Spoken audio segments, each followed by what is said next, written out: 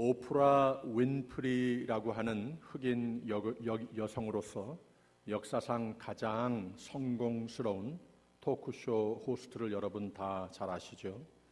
이 사람의 가장 유명한 말들 중에 This cloud too will blow over 하는 말이 있습니다. 인생이란 많은 장애물이 있는 법인데 참아라, 힘내라, 인내하라, 포기하지 말라. 그러면 이 문제도 반드시 이겨내리라. 그것만이 아니고 인내하여 포기하지 않고 이기면 내 지금 모습보다 월등히 더욱 강한 사람으로 나오게 되리라 하는 말입니다. 이런 격려의 말과 지혜가 그분의 자신의 열악한 소녀 시절을 어릴 때 폭행도 당했었고 평생 우울증으로 시달렸습니다. 자살 생각도 몇 차례 했다고 합니다. 이런 모든 것을 이기게 해 주었고 많은 고난과 핀잔과 아울러 그때마다 그만두고 싶을 때가 수없이 많은 인생이었지만 그는 모든 장애를 헤치고 승리할 수 있었고 돈도 많이 벌었지만 더 중요한 것은 오늘 세대의 많은 젊은이들에게 위로가 되고 희망을 품어주고 모두는 포기하려고 할 때에 그러지 말고 This cloud too will blow over 하면서 힘을 낼 수 있게 해주는 상징적인 거의 전설적인 인물로 남게 됐습니다. 세계의 가장 성공적인 비즈니스맨이라고 불리우는 빌 게이츠는 처음에는 트래프 오 데이터라고 하는 회사를 큰 포부를 가지고 시작을 했는데 시장에 내놓자마자 폭삭 망하고 말았습니다. 그의 파트너 동업자가 있었는데 폴 앨런이라고 하는 사람, 그 회사가 잘 안 되니까 팔려고 내놨습니다. 근데 그 상품이 작동 자체 잘 못하고 자꾸 망가지니까 그 회사를 누가 원하겠습니까? 안 팔렸습니다. 그래서 오케이, 여기서 우리가 살아남아야 되겠다 하고 둘이 같이 포기하지 않았습니다. 나중에 빌 게이츠가 간증하기를 트래프 오 데이터는 실패작이 되고 말았지만 그리고 그 경험이 참 힘들고 힘 빠지게 하는 경험들이었지만 바로 그 많은 실패들의 경험 때문에 그 실패의 경험, 그러나 포기하지는 않았던 경험 때문에 나중에 마이크로소프트의 상품을 성공적으로 만들어낼 수 있었던 것입니다. 라고 그랬답니다. 알버트 아인슈타인은 4살이 될 때까지 이 말을 할 줄 몰랐다고 합니다. 주위의 모든 어른들이 이 아이를 쳐다보면서 참 안 됐다, 참 불쌍하다, 이런 아이가 나오다니 하면서 이 초등학교 시절의 모든 선생님들도 이 아이가 너무 둔해 보이니까 게다가 좀 게을렀답니다. 아무 희망이 없다고 처음부터 아예 제쳐놓곤 했다고 하는 거예요. 그러나 이 어린 아인슈타인은 왠지 학교 가는 거는 좋아했답니다. 학교를 빠지지 않고 공부는 그럭저럭 겨우 지나치는 정도였지만 그의 생각 속에는 왠지 그 머릿속에는 커갈수록 선생들도 대답 못해주는 힘들고 복잡한 질문들로 가득 채웠습니다. 그냥 모두가 이 애가 무슨 생각을 하는지 무슨 말을 하는지 잘 모르고 그냥 이상하다, 안 됐다, 이런 말만 했답니다. 근데 이 어린 아인슈타인은 그 복잡하고 이상하고 정서적 불안으로 여겨지는 환경과 시선들에 개의치 않고 결국은 Theory of Relativity, 상대성 이론을 개발해내게 됐습니다. 짐 캐리라고 하는 유명한 영화배우가 있습니다. 이 자라난 가정이 하도 가난해서 15살 때 퇴학을 하고 조그만 손으로 막일을 해서 가정을 서포트했어야 했답니다. 온 가족이 집을 잃고 낡은 밴 속에서 살아야 했었는데 이 아이는 모든 게 힘들고 아버지마저도 뮤지션이었었는데 실패를 하면서 일을 못 찾고 그랬는데 짐이 어릴 때부터 머리가 잘 돌아가는 아이였습니다. 말도 잘하는 아이였습니다. 사람들을 또 웃기는 은사가 있었답니다. 그 인품으로 어린아이가 조금은 가정적으로 그 아주 참 어두운 시절에 밝은 빛이 되어주곤 했다고 하는 거예요. 짐은 나는 유명한 코미디언이 되리라 이런 꿈을 가지고 살았습니다. 그리고 돈도 차도 없어서 아버지가 털털거리는 차를 태워주면서 청년 시절 수년간 캐나다 토론토의 코미디 클럽의 문들을 두드리는 세월을 보냈습니다. 우공이산이라고 허공을 치는 듯한 세월이 가고 또 가고 했지만 결국은 오늘 세계의 가장 유명한 영화 배우 중에 하나가 됐습니다. 이런 이야기들 수없이 많습니다. 벤자민 프랭클린은 10살에 학교를 그만두어야 했답니다. 집에 돈이 없어서. 그러나 자율학습으로 나중에는 나라의 건국의 주인공 중에 하나, 또 발명가로서 성공의 인생을 노력으로 이룬 사람으로 우리가 알고 있습니다. 세계적인 소설가 스티븐 킹이라고 하는 분은 제일 처음에 쓴 소설이 30번이나 거부됐다고 합니다. 지금까지 근데 이 작가가 쓴 책은 근 4억 부가 팔렸다고 합니다. 토마스 에디슨은 전구를 발명하기까지 1000번을 실패했다는 거예요. 될 것 같은데 안 되고 1000번을 실패하고 나서 발명했습니다. This cloud too will blow over. 인생에 이런 신조로 산 사람들의 신념과 노력으로 이룬 성공의 이야기들입니다. 이 아까 말씀드렸던 오프라 윈프리는 세계의 가장 존경받는 인물 중 하나로 됐고 그의 재산이 무려 30억 불이랍니다. 천문학적인 액수이죠. 근데 이분은 이걸 내 재산이라고 생각하지 않는답니다. 나한테도 계산이 안 된다는 거예요. 그게 얼마만큼 돈인지도 잘 모르겠다는 거예요.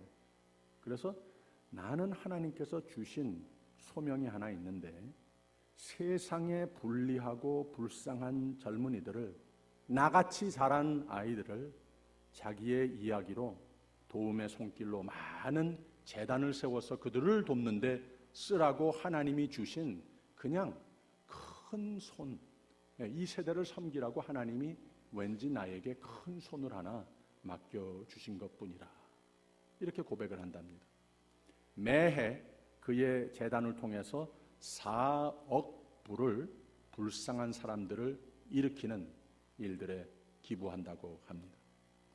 이 인간의 가능성이라고 하는 것, 휴먼 포텐셜이라고 하는 것은 한계가 없는 겁니다. 인생의 큰 문제를 만날 때, 높은 장벽을 부딪힐 때, 힘든 상황에 묶여질 때 사람은 두 가지 중에 하나의 선택을 한답니다. 포기를 하느냐 아니면 이 참 힘든 장벽이 내 앞에 놓여 있지만 도전을 하리라, 문제를 풀리라, 장벽을 넘어 힘든 상황을 극복하고 미래의 문을 열리라 이렇게 생각하는 사람도 있다는 거예요. 이 두 가지 선택권이 우리 모두에게 인생의 문제 앞에서 놓여지는 겁니다. 오늘 아침 여러분은 나를 묶어놓는 문제들이 무엇입니까? 어떤 장벽이 내 앞에 놓여 있습니까? 포기를 고려하고 있지는 않습니까? 돈의 문제입니까? 인간관계상 힘든 상황에 놓여 있습니까? 신앙적, 신체적, 영적, 이모셔널 이런 건강이 자신이 없어진 그런 문제입니까? This cloud too will blow over. 하나님은 격려의 말씀을 우리에게 이 아침 주십니다. 지난 몇 주는 베드로의 생애의 여러 에피소드를 통하여서 베드로의 예수 그리스도의 제자로서 성장 과정과 준비 과정을 보았습니다. 베드로는 하나님도 예수도 믿음도 더욱이 제자의 삶이라고 하는 것이 무엇인지 잘 모르는 가운데 시골 어부 생활하는 중에 예수님이 찾아오셔서 나를 따르라 라고 부르셨습니다. 예수님을 따라다니면서 천국이 무엇인지 알게 됐습니다. 천국의 복음을 예수와 함께 전하며 예수님의 병든 자들을 치유하시는 것 보았습니다.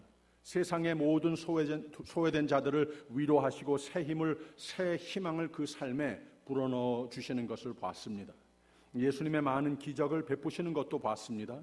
사람들의 삶 속에도 기적을, 삶을 포기한 자들과 인생의 많은 고난을 이겨낼 수 있는 힘이 되어 주시는 것을 다 목격했습니다.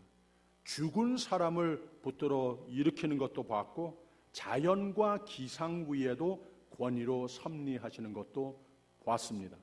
한때 너희는 나를 누구라 하느냐 예수님이 질문하셨을 때 당신은 그리스도요 살아계신 하나님의 아들이시니이다 라고 자신 있게 대답을 했습니다. 여기에 예수님이 제자의 신분을 더욱 확실히 부여하셨어요. 내 위에 내 교회를 세우리라. 베드로의 자아의식은 천국의 대사로서 점점 더 확고하게 자리를 잡아가게 됩니다.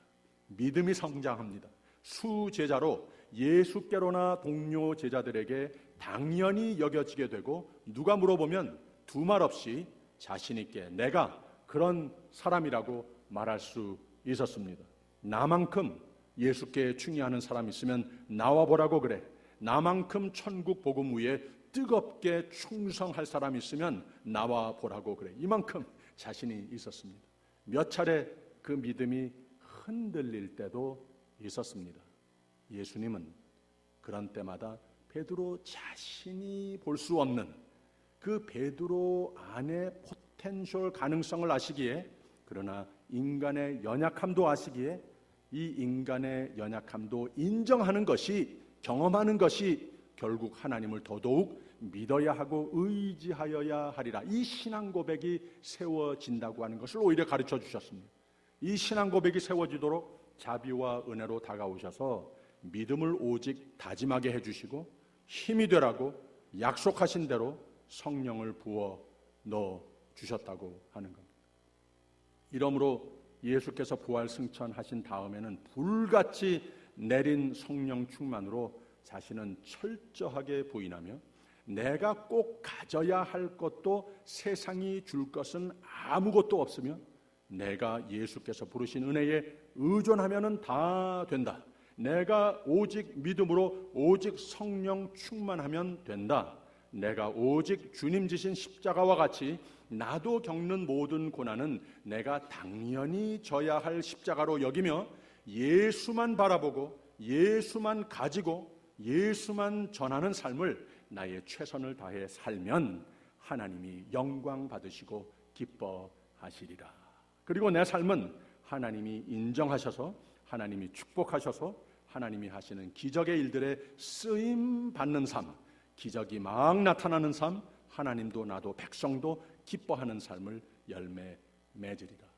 이렇게 살았습니다. 하나님이 그 삶을 인정하셨습니다. 하나님이 축복하셨습니다. 기적이 많이 나타났습니다. 수천 명씩 그 앞에 서서 설교를 하면은 하나님께로 돌아왔습니다.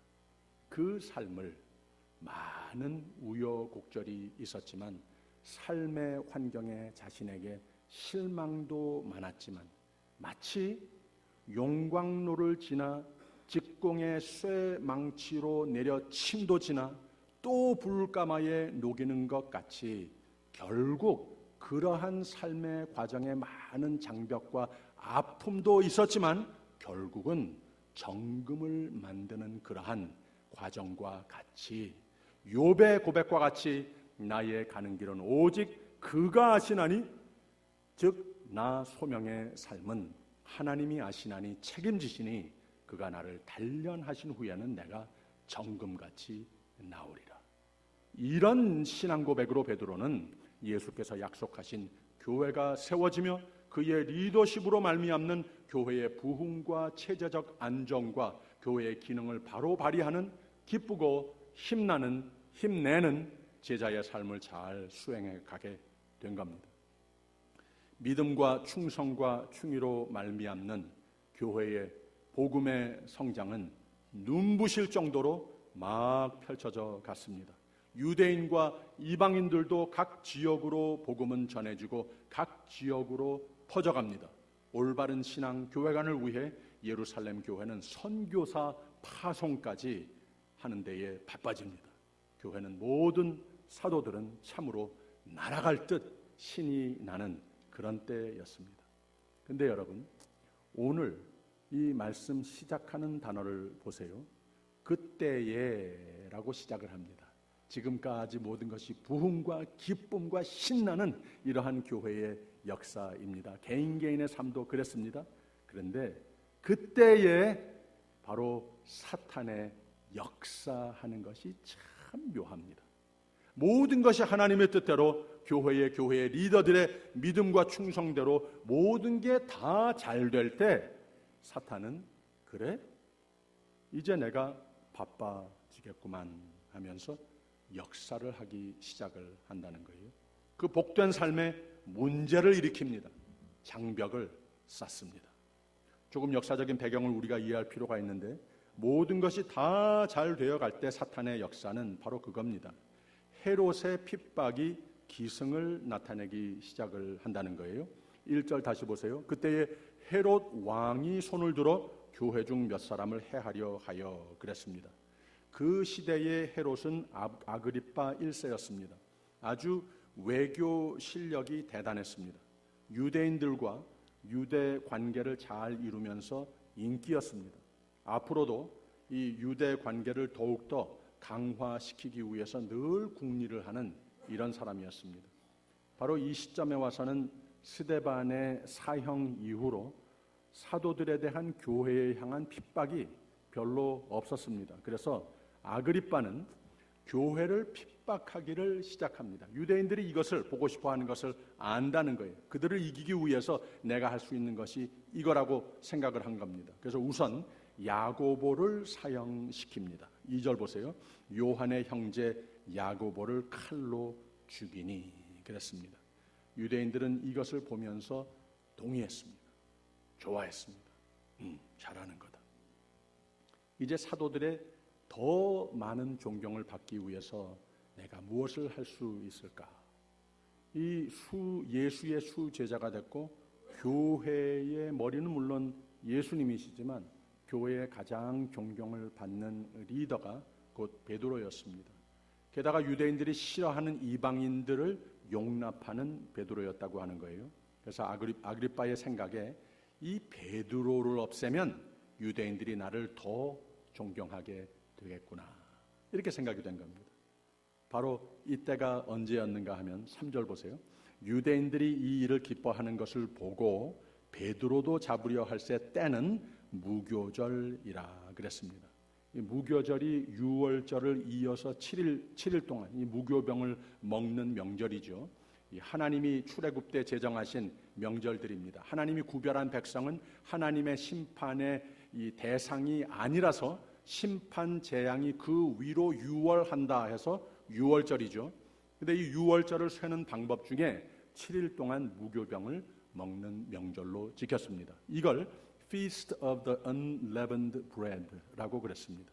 하나님의 선택하심과 구원을 감사하며 하나님이 구별하셨으면 누룩 없는 빵을 먹으면서 세상과는 구별된 삶을 값지게 여기고 여기에 생명이 있는 것이다 새롭게 다짐하는 명절이었다고 하는 거예요. 아무튼 이 명절 기간을 이들은 거룩한 날들이라 이렇게 말을 했어요. 그래서 그런 때는 뭐 사람을 다치게 한다든지 죽인다든지 사형이라든지 이런 것을 허락치 않았다고 하는 거죠. 그래서 베드로를 잡아다가는 감옥에 가두어 놨다가 6월절이 끝나면 공개 재판을 하고 사형에 처할 그런 계획을 가지고 있었다고 하는 말입니다. 아그리빠가 이런 계획을 가지고 있었지만 그때의 상황은 아까 말씀드렸듯이 교회가 굉장한 부흥을 일으키고 있었다고 그랬죠. 5절에 있는 말씀 보세요. 이에 베드로는 옥에 갇혔고 교회는 그를 위하여 간절히 하나님께 빌더라 그랬습니다. 기도로 말미암아 이 커가고 뜨거운 믿음으로 말미암아 이 무리가 날로 커가고 있습니다. 완전히 정치적인 차원에서만 생각을 하고 있었지만 바로 이 아그리빠가 교회의 세력을 무시하지 못했습니다. 여기서 반란을 일으키면은 어떡할까 이렇게 생각도 하면서 이 6절을 보세요. 헤롯이 잡아내려고 하는 그 전날 밤에 베드로가 두 군사 틈에서 두 쇠사슬에 매여 누워 자는데 파수꾼들이 문 밖에서 옥을 지키더니 그랬습니다. 그러니까 한 사람을 가둬놓고서는 거기에서 겹으로 이 팔도 묶어놓고 양쪽으로 군사를 앉혀놓고 문 바깥에도 문도 잠그고 문 바깥에도 또 군사를 세워놓고 이랬습니다. 그래서 한마디로 이 베드로 입장으로 생각을 했을 때에 탈출이라고 하는 것은 불가능한 상황이 됐습니다. 여기 또 누워 자는데라고 하는 상징적인 말이 있어요. 나는 끝났다 상징입니다. 완전 포기입니다. 믿음 잘 모르겠다 하는 겁니다. 소명 이제는 아닌 것 같다. 하나님 도우심 이제는 나를 하나님이 제쳐놓으신 것 같다. 이렇게 단념한 모습을 상징하는 모습들이라고 하는 겁니다. 베드로같이 믿음이 강하고 소명감으로 불타고 교회에 가장 존경받던 사도인데도 이런 손과 발이 묶여있는 상황에서는 포기 생각밖에는 아무 대책이 없었다고 하는 겁니다. 하나님이 나를 포기하신 걸로 생각이 들기도 합니다. 나는 끝이다라고 그냥 누워 잠이나 자자 단념을 하고 있는 모습입니다. 근데 여기서 완전 포기 상태에서 놀라운 일이 벌어지기 시작합니다. 감금됐습니다. 군사들이 바로 곁에 붙어서 지키고 있습니다. 쇠사슬에 꽁꽁 묶여 있습니다. 문 밖에도 또 겹으로 군사들이 지키고 있습니다. 그리고 무엇보다도 마음이 푹 다 꺼진 상태입니다. 기업했습니다. 잡니다. 포기했습니다. 아예 잠시 그냥 잊어버리기나 하자 누워 잡니다. 바로 그때 하나님이 구원의 손길을 펼치십니다. 7절에 있는 말씀 보세요. 호련히 주의 사자가 곁에 섬에 옥중에 광채가 조요하며 또 베드로의 옆구리를 쳐 깨워 가로되 급히 일어나라 하니 쇠사슬이 그 손에서 벗어지더라 그랬습니다. 천사가 그 가운데에 나타나서 자고 있는 베드로의 옆구리를 걷어차면서 야 일어나 하는 겁니다. 하나님이 누워서 포기 상태에 있는 베드로를 쳐서 야 일어나 하는 겁니다. 깜짝 놀라서 일어납니다. 그 동시에 쇠사슬이 그 손에서 벗어졌다고 그랬습니다. 그 다음에는 8절을 보세요. 천사가 가로되 띠를 띠고 신을 들매라 하거늘 베드로가 그대로 하니 천사가 또 가로되 겉옷을 입고 따라오라 한대 그랬습니다. 누워서 자면 잤지 왜 허리띠도 풀고 신발 옷 다 벗어 걸어놓고 아주 완전히 포기 상태라고 하는 거예요. 천사가 자고 있는 베드로의 옆구리를 찰 뿐만 아니라 겉옷을 입으라 띠를 띠고 신을 들매라 나를 따라오라 하는 겁니다. 나갈 준비하라는 거예요. 이 나가는 것은 다 포기한 베드로에게 나갈 준비하라고 하는 겁니다. 그랬더니 따라갔더니 10절에 있는 말씀 보세요. 이에 첫째와 둘째 파수를 지나 성으로 통한 쇠문에 이르니 문이 절로 열리는지라 나와 한 거리를 지내매 천사가 곧 떠나더라 그랬습니다. 파수꾼을 다 무사히 지나서 잠겼던 문이 저절로 열리더니 그 감옥의 바깥으로 자신이 나와 섰는 것을 보게 됐습니다. 그러고 나서 베드로가 신앙 고백적인 찬송을 올려드리는 것을 11절이 기록하고 있습니다. 이에 베드로가 정신이 나서 가로되 내가 이제야 참으로 주께서 그의 천사를 보내어 나를 헤롯의 손과 유대 백성의 모든 기대에서 벗어나게 하신 줄 알겠노라 그랬습니다. 이 이야기 속에서 베드로의 포기한 상태에서 하나님이 기적으로 구출해 내신 이야기 속에서 모든 세대의 모든 그리스도인의 삶에 적용할 귀한 상징적인 메시지가 있는 겁니다. 우리도 인생의 불리한 상황에 의해서 묶여 있으면서 포기 상태라서 잠자듯 아무것도 할 수 없는 생각이 들 때가 있지 않습니까? 근데 하나님은 하나님의 선택하시고 하나님 구원하신 사람은 이 믿음을 살고자 하나님 나라와 그의 의의를 앞세우고 선하게 살고자 하는 사람은 세상이 묶어놓는 때도 있기는 하지만, 나는 끝장이다 생각이 들 때도 있지만, 모든 장벽과 장애를 뚫고 지날 힘에 대해서는 나는 무력하다, 무비하다 생각될 때도 있지만, 그렇지만 하나님은 우리를 은혜로 찾아오시는, 우리를 묶어놓는 이런 모든 장애를 넘어 이거보다 더 크신 하나님이 우리를 찾아오시는 하나님이시라고 하는 거예요. 하나님 찾아오시면 나중에 잠 깨면 내가 다시 올게 하시는 분이 아니십니다. 우리의 본의 아니게 마치 믿음이 없는 것 모양 상황의 포로가 돼서 포기하고 그러는 것을 하나님은 못 보신다는 거예요. 야, 일어나! 뒤 흔들어 깨우시는 하나님이시라고 하는 겁니다. 발로 차서라도 깨우시는 하나님이시라고 하는 거예요. 그리고 나중에가 아니고 지금 당장 급히 일어나라 하시는 하나님이시라고 하는 거예요. 지금 당장 급히 일어나라 하시는 하나님이시라고 하는 겁니다. 나갈 준비해. 왜 허리띠는 풀어놓느냐? 그게 무슨 꼴이냐? 어울리지 않게. 이 군사들, 이 쇠사슬, 이 감옥, 너는 겨우 이런 것들 때문에 포기할 사람이 아니야. 너는 내가 내 것으로 구원한 사람이야. 너는 내가 다 이미 이긴, 내가 약속한 대로 내가 함께하는 삶이야. 그렇게 네 맘대로 끝이야, 포기야, 그러지 말라는 겁니다. 너는 새 사람이 됐음을 잊지 말아라. 세상이 힘들지만 많은 이가 상황에 묶여 살고 관념의 포로가 되어서 쉽게 포기하지만 너는 달라, 너는 달라야 해 하시는 겁니다.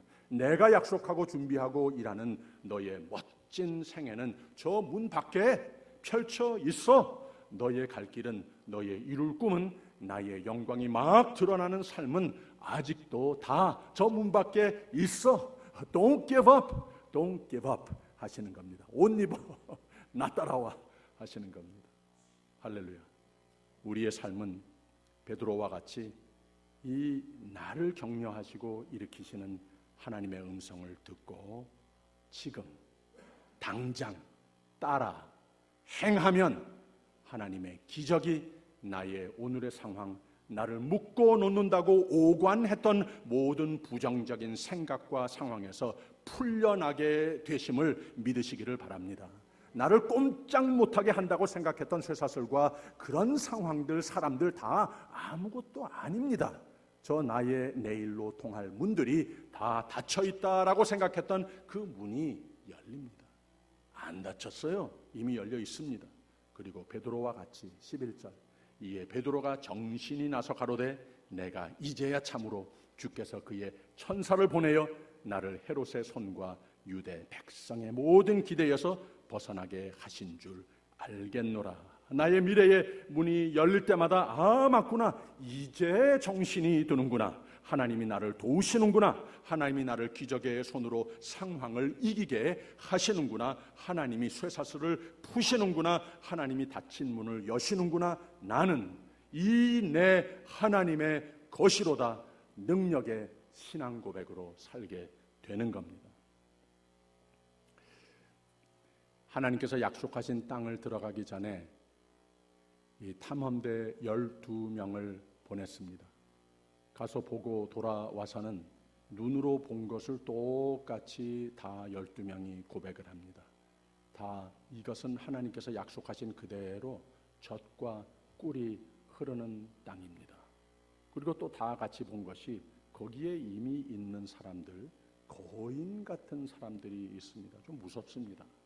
여기까지 다 똑같이 보고를 합니다. 그 다음에는 10사람은 매우 부정적인 보고를 합니다. 우리가 그들과 상대적으로 우리 자신을 봤을 때 메뚜기 같습니다. We have no chance 라고 말을 하는 거예요. 저들의 답입니다. 이렇게밖에 고백을 할 수가 없어요.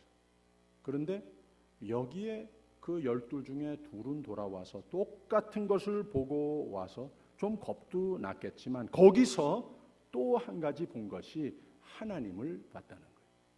하나님께서 약속하신 그 기억이 있었더라는 거예요. 하나님께서 함께 가시면 내가 아니고 maybe 메뚜기, 그렇지만 하나님께서 그 거인보다 영원토록 더 크신 하나님께서 우리와 함께 가시면 하나님 약속하셨으니까 우리 반드시 거기 가서 이긴다. 우리가 차지한다. 이렇게 고백을 했어요.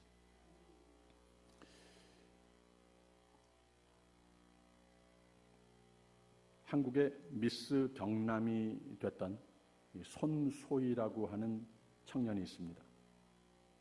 이분이 어느 모임에서 스피치를 하는데 자기가 티네이저 때에 미스 경남 그 콘테스트가 있을 때마다 구경 가는 것을 좋아했다고 합니다. 가서 볼 때마다 이야 참 멋지다. 아 나도 좀 저렇게 입었으면 저렇게 좀 콘테스트에 나가 보았으면 그냥 꿈의 대상이었었다고 하는 거예요. 이렇게 몇 년 늘 가서 구경을 하는 가운데에 저 사람들이 도대체 나랑 뭐가 다른 게 있어서 저렇게 대단할까? 좀 가까이 가서 봐야 되겠다. 그래서 제일 앞줄로 와서 그날은 구경을 했어요. 멋진 여인들이 앞에 쫙 줄을 서서 있는데 대단한 사람같이 보이는데 좀 가까이 와서 보니까 그 다리들이 다 똑같이 부들부들 떨고 있더라는 거예요. 그래서 그 모습을 보면서 자기가 깨달은 것이 저 스테이지 위에 대단한 사람들이 올라가 섰는 것이 아니고 저기 올라갈 용기를 가진 사람들이 대단한 사람들인 것이구나 이렇게 깨달았다는 거예요. 그래서 자기도 꿈을 품고 열심히 노력을 해서 그 콘테스트에 나가서 결국은 한번 우승도 하게 됐다고 하는 얘기입니다.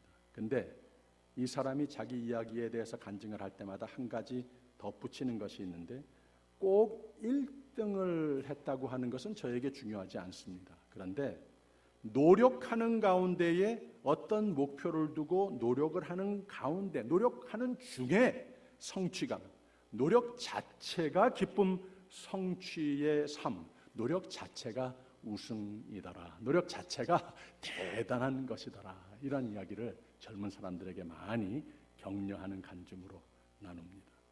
중심적인 메시지를 항상 거기에 담는데 하나님은 항상 나를 오늘보다 내일 더 큰 축복을 위해서 꿈꾸고 계시는 하나님이십니다. 단 하나님을 믿고 의지하고 순종으로 사는 사람에게 하나님께서 이렇게 베푸십니다. 이야기를 하고 납니다. 이번 달에 우리 교회의 달력에 성구 말씀이 시편 68편 말씀입니다. 날마다 우리 짐을 지시는 주, 곧 우리 구원이신 하나님을 찬송할지로다. 하나님은 우리에게 구원의 하나님이시라. 할렐루야. 시편 100편의 말씀은 여호와가 우리 하나님이신 줄 너희는 알지어다. 그는 우리를 지으신 하나님이시오. 우리는 그의 것이니 그의 백성이요 그의 기르시는 양이로다. 저 한번 따라해 보세요. 나는 하나님의 기르시는 양이로다. 다시 한번. 나는 하나님의 기르시는 양이로다. 할렐루야. 기도하겠습니다. 우리를 지으시고 하나님의 것으로 모아주시고 모든 악은 이기게 하시고 모든 장벽은 낮게 하시고 우리를 기르시는 하나님이심을 찬송하며 감사합니다. 우리를 기르시는 하나님을 보며 삶 속에 힘든 문제를 만나면 하나님이 나를 보고 계시며 하나님은 내 짐을 지시는 주이시며 반드시 승리의 삶으로 지키시는 하나님이심을 믿게 하옵소서. 예수님 이름으로 기도하옵나이다. 아멘.